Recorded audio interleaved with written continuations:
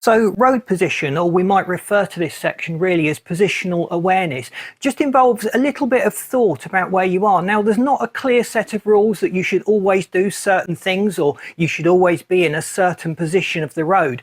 The general principle is to not be a sheep, not to follow other cars, to think about keeping yourself moving and also assisting the flow of traffic. So the general principle of being an advanced driver really is keeping out of others' way. And that often means overtaking where it's safe to do so, where you're not impeding someone else's progress or causing them to take evasive action. And also the critical thing is to use all of the road that is available to you and obviously legal to you to use. So depending on where you are, your region, your location and the regulations that apply to that stretch of road that you're particularly on will have a bearing on the decisions you make as to which parts of the road you can use.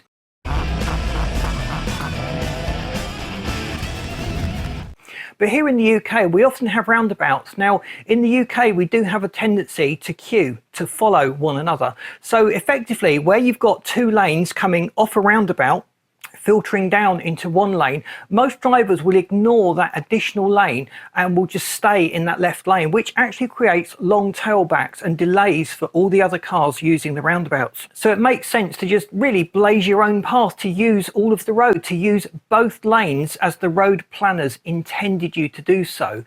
So in this case, you would keep to the inside of the roundabout as normal, but instead of peeling off sharply and occupying that left exit lane, you occupy the right exit lane. You can probably also overtake a few of the slower moving cars and then filter back into traffic, and you've actually done your bit in keeping the traffic flow, because having two lanes of traffic queuing takes up a lot less distance and space than having just one long line of cars. So think very much about using all of the road position. So there's a few other little considerations that we just need to go into when it comes to road position. So we're just going to expand on those topics in this video a little more. So on your road position, think about the junction you're approaching and position the car to give you the best view of the approaching junction. There's a road near me that's a sort of Y shape, but you come up a very sharp angle. So if you want to turn right, it's actually quite hard to turn left if your car is pointing straight in the direction that you want to go, which is effectively a straight line.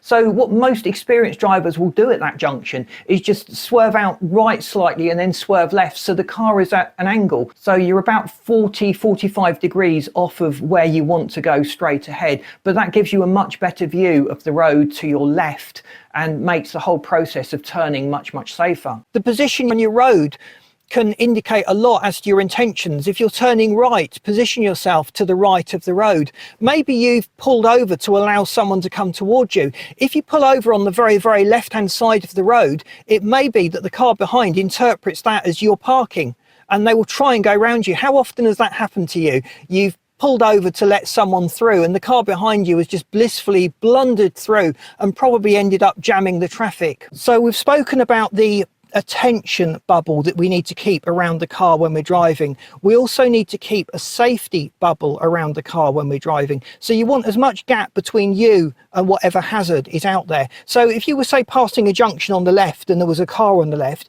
you might move your car over to the right. So if it's legal and safe to do so, drive along the middle of the road. Just make sure there's a sufficient gap between you and whatever hazard is cropping up. You may have to slow up as well to extend that bubble. If you've got a car that's too close behind you, you need to allow extra stopping distance for you, because you've got to allow for extra stopping distance for the car behind. If you're just able to stop in the distance you can see and you know the car behind you can't, they're just going to smash into the back of you. So again, that's an accident that you as an advanced driver could have avoided. Another important consideration with road positioning is enabling other cars to have a clear view of the road ahead. Now, a typical scenario is where you're side by side at a junction, the car to the right of you is pulling out to the right and you want to go to the left. If you pull forward, you may well be obstructing their view of the left-hand side of the road, delaying them being able to pull out, and it may be that they're obstructing your view, preventing you from pulling out. So if you have a high-sided vehicle to one side of you, that will typically completely hamper your view of the road from the right. So just Dropping back a little bit, giving them an opportunity to pull out, may well mean you can make faster progress without causing that undue hesitation caused by a driver not having proper visibility.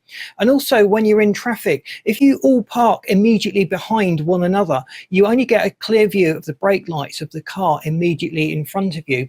Whereas if one driver positioned themselves slightly to the left of the lane, the next position themselves slightly to the right, and the next position themselves slightly to the left, you would have much earlier warning of the brake lights changing up ahead and cars pulling away, and be able to make swifter progress. So if we could educate drivers to just think about allowing better visibility to those behind them, it would go a long way to keeping our traffic moving smoothly. So another thing with regard to road position is to think about how visible you are to other road users. So the typical scenario is you're in traffic, there's a hold up ahead, but you're on a bend. Now your options are to go round the bend out of the sight completely of cars that were behind you and stop dead, or you can drop back a bit so you're part way around the bend. Now the benefit of doing that is you're more visible to those cars behind, and what I would encourage you to do is to do that, keep your brake lights on. That's a warning to them that there's a delay up ahead, and then as you see approaching cars, you can just roll forward, closing up the gap between you and those other cars.